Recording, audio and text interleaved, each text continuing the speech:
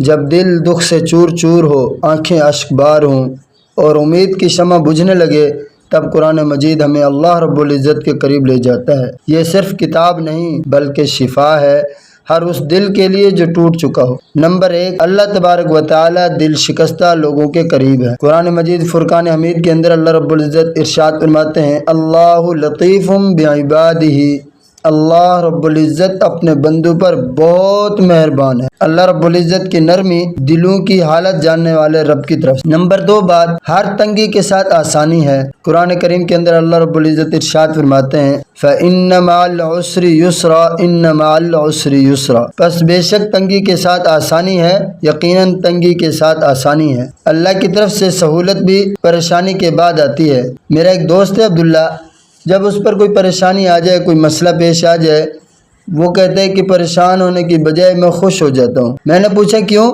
کہتا ہے کہ جب جتنی بڑی پریشانی میرے اوپر آتی ہے تو میں سمجھتا ہوں اب کوئی لاٹری کھلنے والی ہے، اب اللہ کی طرف سے کوئی انعام آنے والا، کوئی راحت آنے والی ہے۔ نمبر 3 بات، مایوسی حرام ہے۔ قرآن پاک کے اندر اللہ رب العزت ارشاد فرماتے ہیں، قُلْ يَا عِبَادِيَ الَّذِينَ أَسْرَفُوا عَلَىٰ أَنفُسِهِمْ لَا تَقْنَطُوا مِن رَحْمَةِ اللَّهِ إِنَّ اللَّهَ يَغْفِرُ الذُّنُوبَ جَمِيعًا، اے میرے بندو جنہوں نے اپنی جانوں پر زیادتی کی، اللہ رب العزت کی رحمت سے مایوس نہ ہوں، بے شک اللہ تبارک و تعالیٰ سب گناہ معاف کر دیتا ہے۔ اللہ تعالیٰ کی معافی، توبہ کی امید۔ نمبر 4 بات جو ہے کہ دلوں کو سکون صرف ذکر الہی سے ملتا ہے۔ قرآن کریم کے اندر اللہ رب العزت ارشاد فرماتے ہیں، الذین آمنوا وتطمئن قلوبہم بذکر اللہ الا بذکر اللہ تطمئن القلوب، جو ایمان لائے اور جن کے دل اللہ رب العزت کی یاد سے مطمئن ہوتے ہیں، سن لو دلوں کا اطمینان اللہ رب العزت کی یاد سے ہی وابستہ ہے۔ ذہنی سکون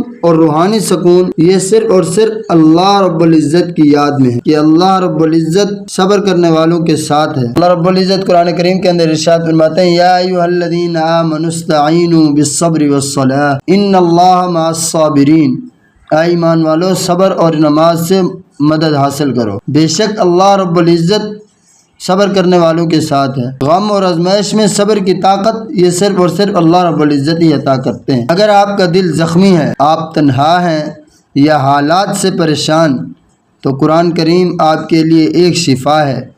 یہ وہ راستہ ہے جو دلوں کو جوڑ دیتا ہے اور اللہ رب العزت سے قریب کر دیتا ہے۔ آج ہی قرآن کریم سے رشتہ جوڑیں، آپ کو تسلی، سکون اور روشنی نصیب ہوگی۔